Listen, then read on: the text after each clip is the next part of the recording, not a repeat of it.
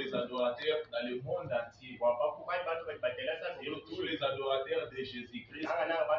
C'était un grand jour. Pourquoi un grand jour? C'est aujourd'hui que Jésus est ressuscité. Et mon frère Branham me dit, quand nous adorons dimanche ainsi, nous sommes venus pour commémorer la résurrection de notre Jésus-Christ. Et ne pas adorer dimanche, c'est commettre un péché. Comme vous avez abandonné les travaux, et ici chez nous, ici au village, à Mieka, il y a des choses qu'on a fait, c'est-à-dire on a mis le marché encore aujourd'hui. Il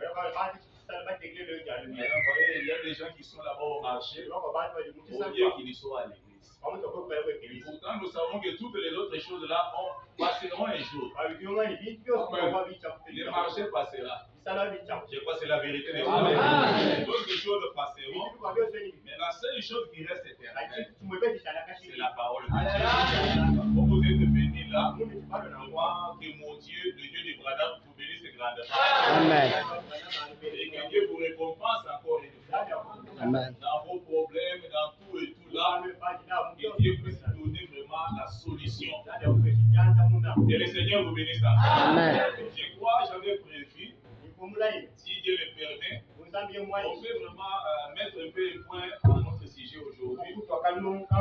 Donc on peut stopper avec ce sujet, si Dieu le permet. Toutefois, je reprends encore pour vous dire que un sujet a beaucoup de petits chemins là. On ne peut jamais terminer un sujet. Dans le niveau que nous sommes arrivés, on peut même aller encore plus loin. Parce que Dieu nous recommande.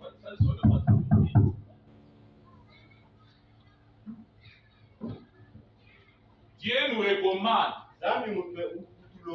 de lui parce que nous sommes en train de voir sur le respect. Notre sujet est intitulé le respect. Nous sommes arrivés dans un point où Dieu nous recommande de respecter sa parole.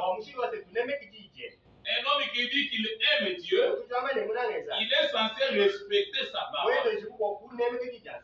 Chaque exigence et la parole de Dieu nous dit, nous sommes censés respecter cela. On peut prendre un peu sur ce point ici. Ça peut nous prendre encore toute une année. Parce qu'on peut prendre chaque exigence. L'étaler devant l'église pour montrer qu'ils sont en train de respecter ça. Vous verrez qu'il y en a beaucoup de gens qui ne respecteront pas ça. Mais nous sommes appelés à respecter ce que Dieu nous donne. Pardonnez-moi que je puisse un peu lire ça pour les autres là-bas, comme ça vient. Comme ça vient, je lis un peu. Nous sommes dans ce sujet-là, le respect. Je prends le paragraphe 75. Ok. Dieu réclame le respect. Lorsque Dieu envoie son message, écoutez-les et respectez-les. Même si tout le monde n'est pas contre ces messages, mais vous et moi, nous savons bien que ces messages que nous sommes en train de prêcher, ce n'est pas le message que Branham a apporté au monde. Ce n'est pas le message de frère Branham. C'est le message de Dieu qu'il a donné à Branham. À la rivière Oyo, ça c'est selon l'histoire, vous connaissez. Quand Branham a baptisé les gens, à la 17e personne, Dieu est descendu sous forme de la lumière, sous forme de la colonne de feu. Dieu a parlé disant, moi Branham, comme j'avais envoyé Jean-Baptiste dans ma première venue avec un message, je t'envoie aussi avec un message pour vous préparer ma seconde venue. Donc le message ici, c'est le message de Dieu. Donc c'est le message de Dieu. Dieu nous recommande d'écouter et de le respecter.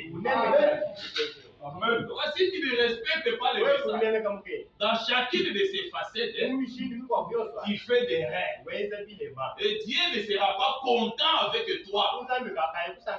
Et vois, il faut dans ce monde, même si tout le monde est contre toi, Mais si tu fais la chose que Dieu est pour toi, c'est une bonne chose. Au lieu d'avoir l'appui du monde, il faut avoir l'appui de Dieu. Il faut que Dieu soit ton appui. Parce qu'il y a des choses que personne ne peut faire pour vous en dehors de Dieu. La première chose que je peux vous citer, la protection. À part Dieu, personne ne peut te protéger. Même les gardes du corps ne protègent pas. Même les soi-disant fétiches, ça ne protège pas. Les seuls protecteurs, la seule sentinelle, c'est le Seigneur Jésus. Il te garde quand tu es endormi. Il te garde les voyages, devant les accidents. Il t'épargne. Tout ça devant sa miséricorde. Et quoi il faut respecter. Et le Seigneur bénisse. Avant d'aller plus loin dans notre sujet, je fait quelques écritures ici. Il pourrait nous amener à méditer, à entrer dans les sujets facilement. Ok. Nous sommes dans Hébreux chapitre 7, première partie. Je prends les paragraphes 110 et 111. Ok, écoutez. Sachant ceci, que cette vie est une vapeur. Comme en parle un homme. Une vapeur qui a existé une fois et qui n'est plus. La vie que tu as là, quand Dieu regarde cela, c'est comme une vapeur.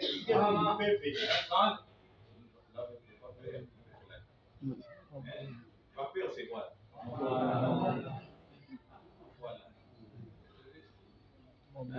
Directrice, vapeur, c'est quoi? L'enseignante là-bas aussi, vous qui enseignez. Toi qui enseignez les enfants, la vapeur, c'est quoi? Vapeur,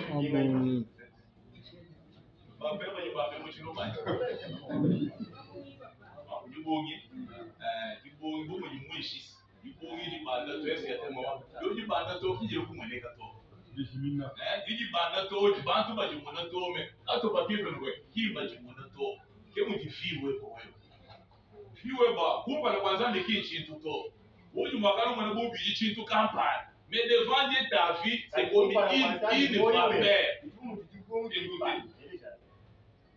Mais si nous avons la vie éternelle, Dieu a promis qu'il nous ressuscitera.